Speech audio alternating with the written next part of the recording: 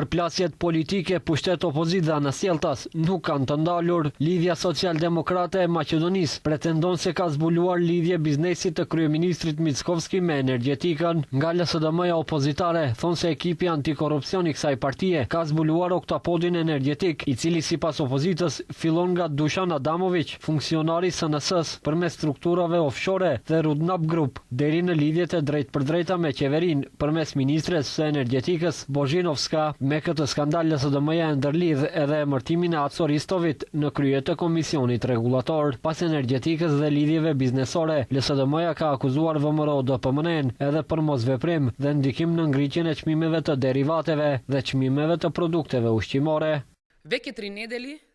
Edhe në rast se çmimet e derivateve stabilizohen në berzën botërore, çmimet e marketeve në tonë do të mbesin të njëjta dhe nuk do të ulen. Ngritja e çmimeve është goditje e fuqishme mbi standardin jetësor të qytetarëve. Të gjithë qeveritë në rajon nga dita e parë morën masa, vetëm qeveria e Mickovskit nuk bën asgjë. E qartë se këtë e bën qëllimisht. Kush përfiton? Biznes rjeti i Mickovskit, me çka VMRO-ja do ta ushqejë popullin me defokus, nacionalizëm dhe patriotizëm të rreshëm. Duke i injoruar akuzat e opozitarëve nga VMRO-DPMN, thonë se LSDM-ja e Filipçe aktualisht udhëhiqen nga Serbia. Sipas partisë në pushtet, PR-i i LSDM-s është duke u drejtuar nga kumbarja Aleksandar Vučićit dhe ish-këshilltari i ish-kryeministrit Zoran Zaev.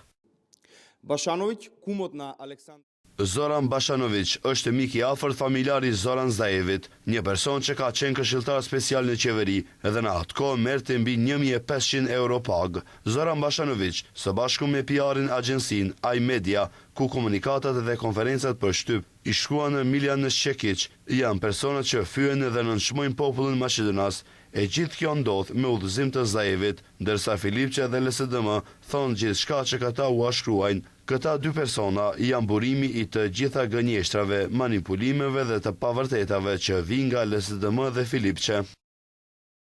Kjo nuk është hera e parë që LSDM-ja dhe VMRO-DPMN përplasen për skandalet në energjetik, çmimet e derivateve dhe produkteve ushqimore, po edhe ndikimin e botës serbe në vendin tonë.